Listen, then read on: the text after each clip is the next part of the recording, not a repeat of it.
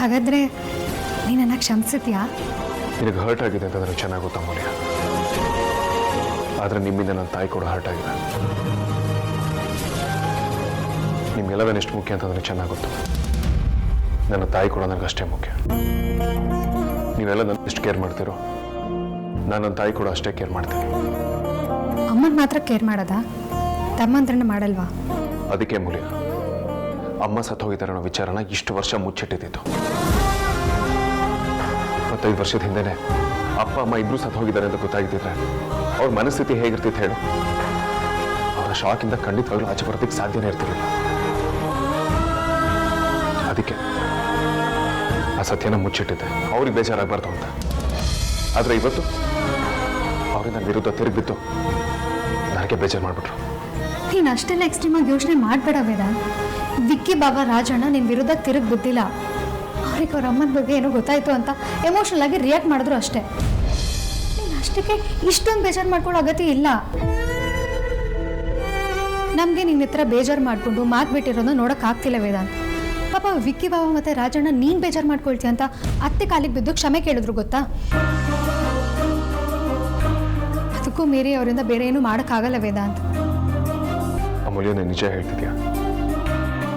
ಅವರು ನಿಜವಾಗ್ಲೂ ಅಮ್ಮನ ಕಾಲಿಗೆ ಬಿದ್ರ? ಯಾಕೆ ಡೌಟಾ? ನೀನು ಕಟ್ಟಿರೋ ಈ ತಾಳಿ ಹಣೆಗೂ ನಿಜ. ಅವರು ಅತ್ತೆ ಕಾಲಿಗೆ ಬಿದ್ದು ಕ್ಷಮೆ ಕೇಳಿದ್ರು. What nonsense! ಇದಕ್ಕೆಲ್ಲ ತಾಳಿ ಮೇಲೆ ಆಣೆ ಹಾಕೋ ಅಗತ್ಯ ಇಲ್ಲ. ನಾನು ಯಾವತ್ತಿಗೂ ನೀನು ನಂಬ್ತೀನಿ. ನೀನು ಡೌಟ್ ಪಾರ್ಟಿ ಅಲ್ವಾ? ನಿನಗೆ ನಂಬಿಕೆ ಬರಬೇಕು ಅಂತಂದ್ರೆ ತಾಳಿ ಮೇಲೂ ಆಣೆ ಹಾಕ್ಬೇಕು, ತಲೆ ಮೇಲೂ ಆಣೆ ಹಾಕ್ಬೇಕು. ಅವರಿಬ್ಬರನ್ನ ಸೇವ್ ಮಾಡೋದಕ್ಕೆ ನೀನು ತಾಳಿ ಮೇಲೆ ಆಣೆ ಮಾಡೋದಕ್ಕೂ ಯೋಚನೆ ಮಾಡಲ್ಲ, ಅದು ನನಗೆ ಗೊತ್ತು. ಇದಕ್ಕೆ ನಾನು ಆಣೆ ಮಾಡಿದ್ದು. ನಿಂಗೆ ಇನ್ನೂ ಡೌಟ್ ಕ್ಲಿಯರ್ ಆಗಲಿಲ್ವಾ? ಅಯ್ಯೋ ನಾನು ನಿಜಾನೇ ಹೇಳ್ತಿರೋದಪ್ಪ. ಅವರಿಬ್ರು ನಿಜವಾಗ್ಲೂ ಕಾಲಿಗೆ ಬಿದ್ದಿದ್ದಾರೆ. ಗುಡ್. ಅದಾದ್ರೂ ಒಂದು ಒಳ್ಳೆ ಕೆಲಸ ಮಾಡಿದ್ರಲ್ಲ. ಹೇಳಿ ಕೇಳಿ ಕೋಪಿಷ್ಟ ವಸಿಷ್ಠನ್ ತಮ್ಮಂದ್ರಲ್ವಾ?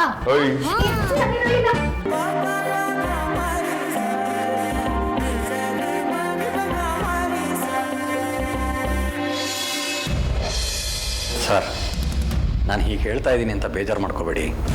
ನನಗೆ ಮನೇಲಿ ಕೆಲಸ ಮಾಡೋದಕ್ಕಾಗಲ್ಲ ಸರ್. ದಯವಿಟ್ಟು ನನಗೆ ಬೇರೆ ಕಡೆ ಕೆಲಸ ಕೊಡಿ. ಓಹ್, ಹಾಗಿದ್ರೆ ನಿಮಗೆ ಈಗಿಂದ ಒಂದು ಹೊಸ ಕೆಲಸ ಕೊಡ್ತೀನಿ, ಶುರು ಮಾಡ್ಕೊಂಬಿಡಿ. ಏನು ಕೆಲಸ ಸರ್? ನೀವು ಸೂಪರ್ವೈಸರ್ ಆಗಿ ಈ ಸೀಟಲ್ಲಿ ಕುತ್ಕೊಂಬಿಡಿ. ನಾನು ಗಾರ್ಡ್ ಆಗಿ ನಿಮಗೆಲ್ಲ ರಿಪೋರ್ಟು ಕೊಡ್ತಾ ಇರ್ತೀನಿ, ಸರಿ ಅಲ್ವಾ?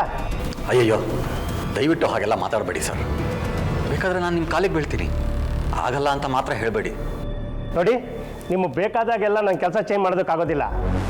ಮಾಡ್ತಾ ಇರೋ ಕೆಲಸ ನಿಮ್ಮ ಪ್ರಾಬ್ಲಮ್ ಇದೆ ಅಂತ ಹೇಳಿದ್ದಕ್ಕೆ ನಾನು ಬೇರೆ ಕಡೆ ಅಸೈನ್ ಮಾಡಿದ್ದು ಗೊತ್ತಾ? ಆ ಮನೇಲಿ ಕೆಲಸ ಮಾಡೋಕ್ಕಾಗಲ್ಲ ಅಂತ ಹೇಳಿದೆ ಸರ್. ನೀವು ಬೇರೆ ಎಲ್ಲೇ ಕೆಲಸ ಕೊಟ್ಟರು ಮಾಡ್ತೀನಿ ಸರ್. ಬೇರೆ ಎಲ್ಲಾದರೂ ಪರವಾಗಿಲ್ಲ, ಆ ಮನೆ ಮಾತ್ರ ಬೇಡ ಸರ್. ಆ ಮನೆಗೆ ಗಂಡಾಗಿದೆ, ಅಲ್ಲಿ ಯಾವುದೇ ಥರದ ಭಯನೂ ಇಲ್ಲ. ನೋಡ್ರಿ, ಮೋರ್ ಓವರ್ ನೀವು ನನ್ನ ಆರ್ಡರ್ನ ಫಾಲೋ ಮಾಡಲೇಬೇಕು. ಕೆಲಸ ಮಾಡೋದಕ್ಕೆ ಯಾವ ಮನೆ ಆದ್ರೆ ಏನ್ರಿ? ಕೆಲಸನೇ ಅಲ್ವಾ? ಇಂಥ ಒಳ್ಳೆ ಮನೇಲಿ ಕೆಲಸ ಮಾಡೋಕ್ಕಾಗಿಲ್ಲ ಅಂದಮೇಲೆ ಇನ್ಯಾವ ಮನೇಲೂ ನೀವು ಕೆಲಸ ಮಾಡೋದಕ್ಕಾಗೋದಿಲ್ಲ. ನೋಡ್ರಿ, ನಿಮ್ಮಿಂದ ನಾನು ತಲೆ ತಗ್ಸೋದಕ್ಕೆ ರೆಡಿಯಾಗಿರೋಲ್ಲ. ನಿಮ್ಗಾಗಿಲ್ಲ ಅಂದರೆ ಬೇಕಾದ್ರೆ ಕ್ಲಿಯರೆನ್ಸ್ ಮಾಡಿಕೊಂಡು ಹೋಗ್ತಾ ಇರಿ.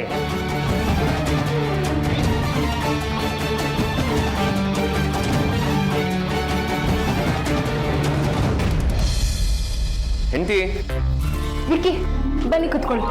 ಏನಾಯ್ತು? ಬನ್ನಿ ಕುತ್ಕೊಳ್ಳಿ. ಹೇಳಿ ಏನಾಯ್ತು? ಬನ್ನಿ ಕುತ್ಕೊಳ್ಳಿ. ಅಲ್ಲ, ಏನು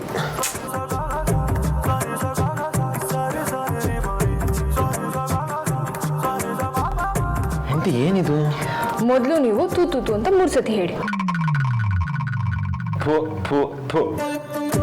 ಅಲ್ಲ ಹೆಂಡತಿ, ಇದೆಲ್ಲ ಏನು ನಂಗೆ ಅರ್ಥ ಆಗ್ತಾ ಇಲ್ಲ.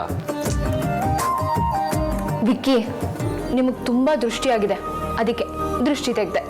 ವಾಟ್? ದೃಷ್ಟಿನ? ನನಗೇನಾಗಿದೆ ಅಂತ ದೃಷ್ಟಿ ತೆಗೆದಿದ್ದೀರಾ ಹೆಂಡತಿ? ವಿಕ್ಕಿ, ನೀವಿವತ್ತು ಅತ್ತೆ ಕಾಲಿಗೆ ಬಿದ್ದು ಕ್ಷಮೆ ಕೇಳೋದನ್ನ ನಾನು ನೋಡಿದೆ. ನೀವು ಅವ್ರ ಮುಂದೆ ತಲೆ ತೆಗೆಸ್ಕೊಂಡು ನಿಂತಿದ್ದನ್ನ ನಾನು ನೆನ್ಪು ಮಾಡ್ಕೊಂಡ್ರೆ ನನಗೆ ಈಗಲೂ ಹೊಟ್ಟೆ ಉರಿಯುತ್ತೆ. ಇನ್ಮೇಲೆ ನೀವು ಯಾರ ಮುಂದೆನೂ ತಲೆ ತೆಗೆಸ್ಬಾರ್ದು, ಯಾವಾಗಲೂ ತಲೆ ಎತ್ಕೊಂಡೇ ಓಡಾಡಬೇಕು. ಅದಕ್ಕೆ ಇನ್ಮೇಲೆ ನಿಮ್ಮ ಮೇಲೆ ಯಾರ ಕಣ್ಣು ಬೀಳಬಾರ್ದು ಅಂತ ದೃಷ್ಟಿ ತೆಗೆದಿದ್ದು. ಹೆಂಡತಿ, ನಾವ್ಯಾಕೆ ಅಮ್ಮನ ಕಾಲಿಗೆ ಬಿದ್ದು ಕ್ಷಮೆ ಕೇಳಿದ್ವಿ ಅಂತ ನಿಮಗೆ ಗೊತ್ತಾ? ಗೊತ್ತು. ಆ ಅಮ್ಮ ಏನೋ ಕಿತಾಪತಿ ಮಾಡಿರ್ತಾಳೆ, ಅದನ್ನ ನಿಮ್ಮ ತಲೆ ಕಟ್ಟಿರ್ತಾಳೆ. ಈ ವಿಷಯ ಅತ್ತೆ ಗೊತ್ತಾಗಿ ಅವರು ನಿಮಗೆ ಮತ್ತೆ ರಾಜನಂಗೆ ಕ್ಲಾಸ್ ತಗೊಂಡಿದ್ದಾರೆ. ಅದಕ್ಕೆ ನೀವಿಬ್ರು ಅವ್ರ ಕಾಲಿಗೆ ಬಿದ್ದು ಕ್ಷಮೆ ಕೇಳಿದ್ದೀರಾ, ಹೌದು ತಾನೆ? ಇನ್ನು ಮುಚ್ಚಿಟ್ಟು ಅರ್ಥ ಇಲ್ಲ. ಆರತಿ ಅವ್ರಿಗೆ ನಿಜ ಹೇಳೋದೇ ಒಳ್ಳೇದು.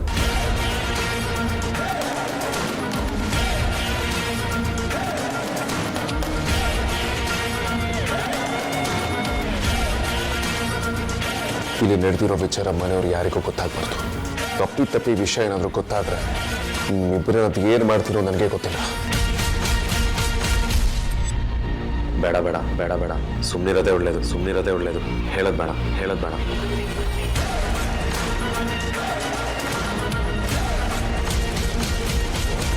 ವಿಕ್ಕಿ, ಏನು ಯೋಚನೆ ಮಾಡ್ತಿದ್ದೀರಾ? ನಾನು ಹೇಳಿದ ನಿಜ ತಾನೆ?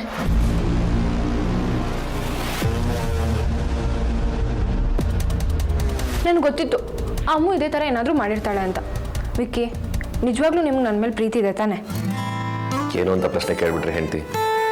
ನೀವೇ ಬೇಕು ಅಂತ ನಿಮ್ಮನ್ನೇ ಲವ್ ಮಾಡಿ ನೀವು ಉಗಿದ್ರೂ ನಿಮ್ಮ ಹತ್ರ ಉಗಿಸ್ಕೊಂಡು ಏನೇನೋ ಅಡೆತಡೆಗಳಿಂದ ನಿನ್ನ ಮದುವೆ ಆಗಿರೋ ಈ ಜೀವಕ್ಕೆ ಈ ಥರ ಪ್ರಶ್ನೆನ ಕೇಳೋದು. ನೀವು ನನ್ನ ಪ್ರೀತಿ ಮೇಲೇ ಪ್ರಶ್ನೆ ಮಾಡ್ತಾ ಇದ್ದೀರಾ? ಹಾಗಲ್ಲ ವಿಕ್ಕಿ, ನಿಜವಾಗ್ಲೂ ನಿಮ್ಗೆ ನನ್ನ ಮೇಲೆ ಪ್ರೀತಿ ಇದೆ ಅಂದರೆ ನನಗೊಂದು ಭಾಷೆ ಕೊಡಬೇಕು. ಪ್ರೀತಿ ಪರೀಕ್ಷೆ ಮಾಡ್ತಾ ಇದ್ದೀರಾ? ಸರಿ, ಓಕೆ, ಅದೇನು ಹೇಳಿ. ನೀವು ಯಾವತ್ತೂ ಅಮ್ಮುವಿಂದ ಇನ್ಫ್ಲೂಯೆನ್ಸ್ ಆಗಬಾರ್ದು, ಅಮ್ಮು ಮಾತನ್ನ ಕೇಳಬಾರ್ದು, ಹಾಗಂತ ನನಗೆ ಭಾಷೆ ಕೊಡಿ.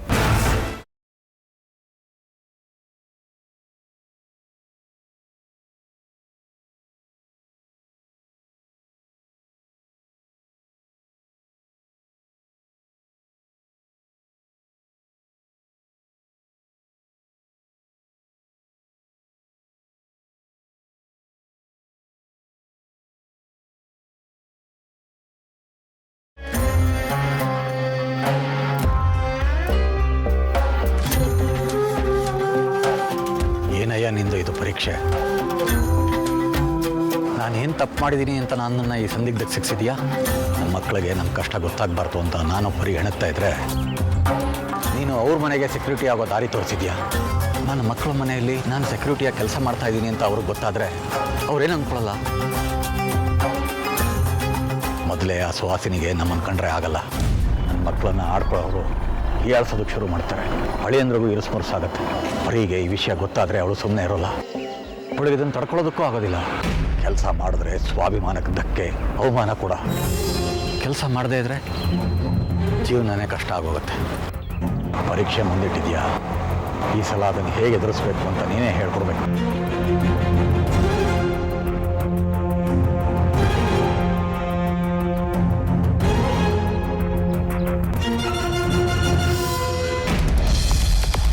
ಈಗ ನಾನು ಅವಳ ಮಾತು ಕೇಳೋದ್ರಿಂದ ನಿಮ್ಗೇನು ಪ್ರಾಬ್ಲಮ್ ಆಗುತ್ತೆ? ನನಗೇನು ಪ್ರಾಬ್ಲಮ್ ಆಗಲ್ಲ ವಿಕ್ಕಿ, ಆಗೋದಲ್ಲ ನಿಮ್ಗೇನೆ, ಅದಕ್ಕೆ ಹೇಳ್ತಿರೋದು.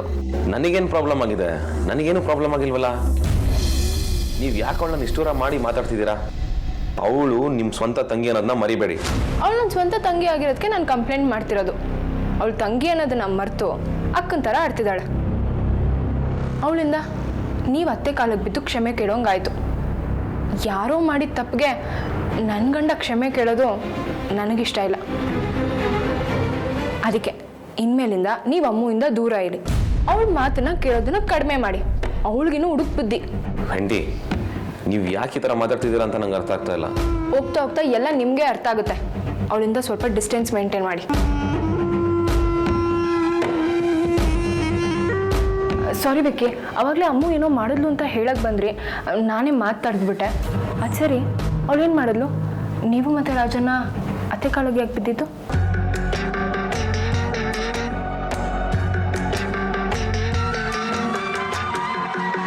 ಗೊತ್ತು ಬಿಡಿ, ನೀವು ಅವಳನ್ನ ಬಿಟ್ಕೊಡಲ್ಲ ಅಂತ.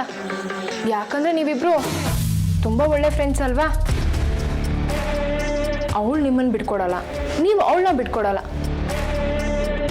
ಇನ್ಮೇಲೆ ಅಮ್ಮ ಹೇಳಿದ ಮಾತನ್ನ ನೀವು ಕೇಳಬೇಡಿ. ಅವಳು ತಾಳಕ್ಕೆ ತಕ್ಕಂಗೆಲ್ಲ ನೀವು ಕುಣಿಬೇಡಿ ವಿಕ್ಕಿ. ನನಗೆ ನೀವು ಪ್ರಾಮಿಸ್ ಮಾಡಿದ್ದೀರಾ ಅಂತ ಮರಿಬೇಡಿ. ಸರಿ ಆಂಟಿ.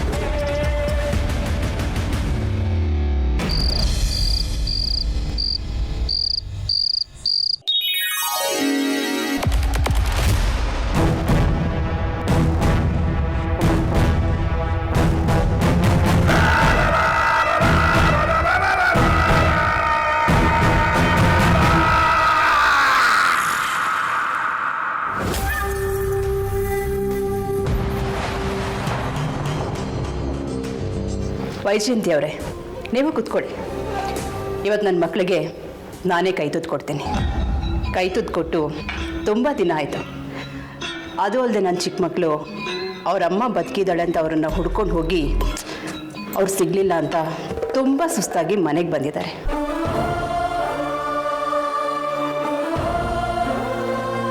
ಅದರಲ್ಲೂ ನನ್ನ ದೊಡ್ಡ ಮಗ ನನ್ನ ಬಗ್ಗೆ ಕೆಟ್ಟದಾಗಿ ಮಾತಾಡಿದ್ದಾರೆ ಅಂತ ತುಂಬ ಬೇಜಾರು ಮಾಡ್ಕೊಂಡಿದ್ದಾನೆ.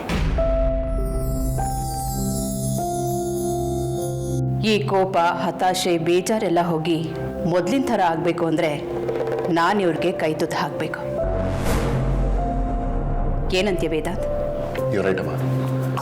ನಿಮ್ಮ ಕೈ ತುತ್ತು ತಿಂದಮೇಲಾದರೂ ಸ್ವಲ್ಪ ಸಮಾಧಾನ ಆಗ್ಬೋದು. Please thanks. ಯಾರು ಕರೆದೋರು ಅವರೇ ನಿನ್ನೋರು, ಎಲ್ಲ ಮರೆತೋರು ಹೀಗೆ ಬದುಕೋರು. ಯಾರನ್ನು ಹುಡುಕಿ ಬಂದಂತೆ ಒಂದೂರಲ್ಲಿ ನಮ್ಮನ್ನೇ ಕಳೆದುಕೊಂಡಂತೆ, ಒಂದೂರಲ್ಲಿ ಹೊಸದಾಗಿ ಬದುಕು ಸಿಕ್ಕಂತೆ, ಒಂದೂರಲ್ಲಿ. ನೀವು 3 ಜನ ಚಿಕ್ಕವ್ರು ಇರಬೇಕಾದ್ರೆ ಇದೇ ಥರ ಕೈ ತುತ್ತು ಕೊಡ್ತಿದ್ದೆ. ಅದರಲ್ಲೂ ವಿಕ್ಕಿ ಧ್ರುವನ್ಗೆ ಕೈ ತುತ್ತು ಅಂದರೆ ತುಂಬ ಇಷ್ಟ. ಚಂದಮಾಮನ್ ತೋರಿಸಿ ಇವರಿಬ್ಬರಿಗೂ ಕೈ ತುತ್ತು ಕೊಡ್ತಿದ್ದೆ.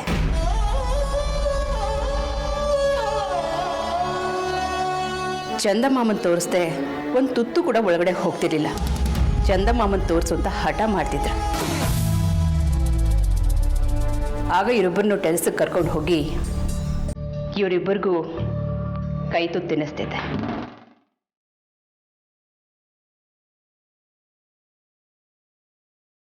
ನಿಮ್ಮಂತ ತಾಯಿ ಪಡೆಯೋದಕ್ಕೆ ನಾವು 100 ಜನ್ಮದ ಪುಣ್ಯ ಮಾಡಿದ್ದೀವಿ.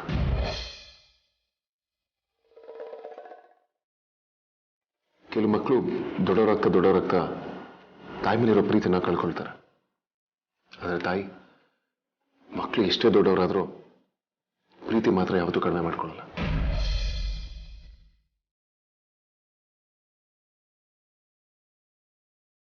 ಇನ್ಫ್ಯಾಕ್ಟ್ ಪ್ರೀತಿ ಹೆಚ್ಚಾಗ್ತಾನೆ ಹೋಗುತ್ತೆ. ಕೆಲವ್ರಿಗೆ ಇದು ಯಾವುದೋ ಅರ್ಥ ಆಗದೆ ಅಂತ ತಾಯಿ ಮನಸ್ಸನ್ನ ನೋಯಿಸ್ತಾರೆ.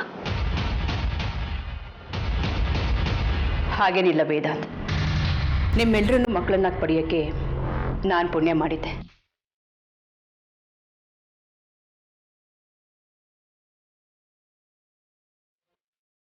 ಸ್ವಂತ ಮಕ್ಕಳಿದ್ದಿದ್ರು ನಿಮ್ಮಷ್ಟು ಪ್ರೀತಿ ತೋರಿಸ್ತಾ ಇದ್ರೋ ಏನೋ ಗೊತ್ತಿಲ್ಲ.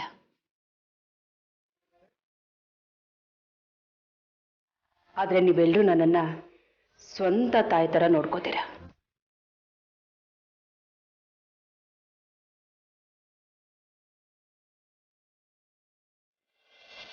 ನೀವೆಲ್ಲರೂ ನನಗೆ ಇಷ್ಟೊಂದು ಪ್ರೀತಿ ತೋರಿಸೋದಕ್ಕೆ ನನಗೆ ಸ್ವಂತ ಮಗು ಇರಬೇಕಿತ್ತು ಅನ್ನೋ ಫೀಲೇ ಆಗಲಿಲ್ಲ.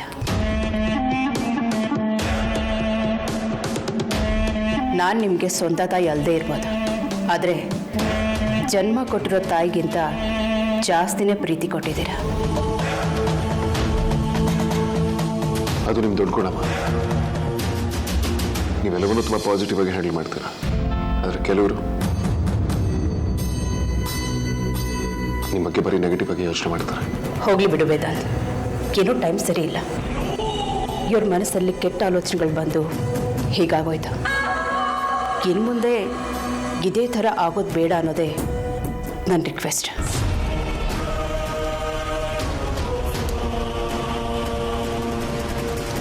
ಎಲ್ಲರೂ ಆಗಿದ್ದನ್ನೆಲ್ಲ ಇವತ್ತು ಗಿಲ್ಗೆ ಮರ್ತ್ಬಿಡಿ. ಇನ್ನು ಮುಂದೆ ಯಾರಾದರೂ ಬಂದು ವೈದೇಹಿ ಅಕ್ಕ ಬದುಕಿದಾಳೆ ಅಂತ ಸುಳ್ಳು ಹೇಳಿದ್ರೆ ಯಾರು ಅದನ್ನ ನಂಬಕ್ಕೆ ಹೋಗ್ಬೇಡಿ.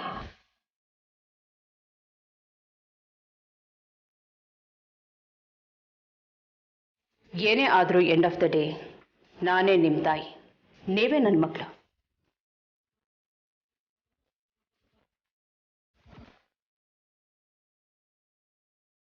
ಎಲ್ಲರೂ ಒಂದೇ ಫ್ಯಾಮಿಲಿ.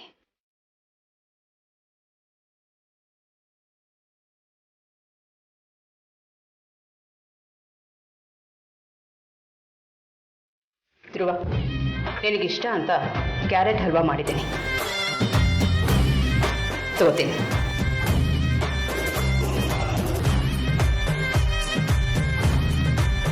ಇವತ್ತು ನೀನು ನನಗೆ ಕ್ಯಾರೆಟ್ ಹಲ್ವಾ ತಿನ್ನಿಸಿದ್ಯಾ, ಮುಂದೊಂದು ದಿನ ನಾನು ನಿಮಗೆ ಜೈಲ್ ಊಟ ಫಿಕ್ಸ್ ಮಾಡ್ತೀನಿ. ವಿಕಿ, ನಿನಗಿಷ್ಟ ಅಂತ ಪಾಯಸ ಮಾಡಿದ್ದೀನಿ.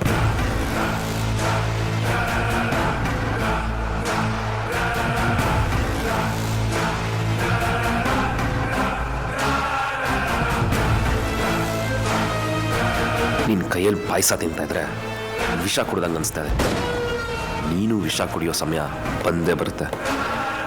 ಇವತ್ತು ನಾನು ಸೋತಿರ್ಬೋದು, ಆದರೆ ಕೊನೆ ಗೆಲುವು ನಂದೇ ಆಗಿರುತ್ತೆ.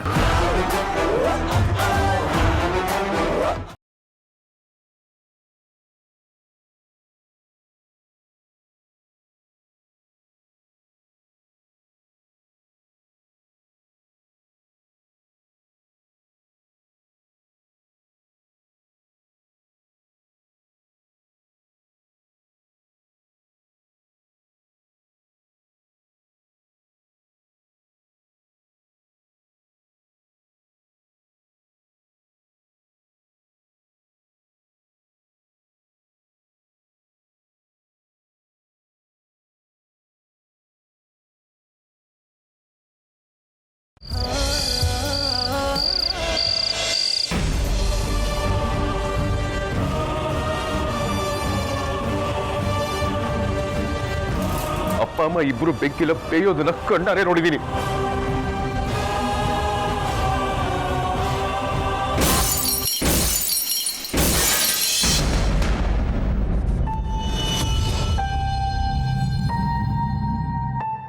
ಸುಹಾಸಿನಿ ಮೇಲೆ ರಿವೆಂಜ್ ತಗೊಳ್ಳೋ ಹುಮ್ಮಸ್ಸಲ್ಲಿ ನಮ್ಮಮ್ಮ ಸಿಗ್ತಾಳೆ ಅನ್ನೋ ಆಸೆಯಲ್ಲಿ ನನ್ನ ಅಗ್ರಜಂಗೆ ನಾನೇ ನೋವು ಮಾಡ್ತಿದ್ದೀನಿ ಅನ್ನೋದು ಮರ್ತೋಗಿದ್ದೆ. ನಾನು ಆ ಆ್ಯಂಗಲಲ್ಲೂ ಯೋಚನೆ ಮಾಡಬೇಕಿತ್ತು. ಅಗ್ರಜ ನಮಗೆ ಎಲ್ಲ ಕೊಟ್ಟಿದ್ದಾನೆ. ಒಬ್ಬ ತಂದೆ ಆಗಿ, ಒಬ್ಬ ಫ್ರೆಂಡ್ ಆಗಿ, ಒಬ್ಬ ವೆಲ್ವಿಷರ್ ಆಗಿ ಎಲ್ಲ ಪಾತ್ರನೂ ತುಂಬಿಸಿದ್ದಾನೆ. ಅವನು ಕಟ್ಟಿರೋ ಈ ಸಾಮ್ರಾಜ್ಯದಲ್ಲಿ ನಮ್ಮನ್ನು ರಾಜನಾಗಿ ಮಾಡಿದ್ದಾನೆ. ರೂಮಲ್ಲಿರೋ ಜಗ್ಗಲ್ಲಿ ನೀರು ತುಂಬಿಸಿಟ್ಟಿರೋ ಅಂತ ಎಷ್ಟು ಸಲ ಹೇಳ್ತೀನಿ, ಹೇಳು ನನ್ನ ಮಾತೇ ಅರ್ಥ ಆಗಲ್ಲ ಅನ್ಸುತ್ತೆ. ತಪ್ಪು ಮಾಡ್ಬಿಟ್ಟ. ಅಗ್ರಜನ ಬಗ್ಗೆ ಯೋಚಿಸ್ದೆ, ತಪ್ಪು ಮಾಡ್ಬಿಟ್ಟ. ಡ್ಯಾಮೆಟ್.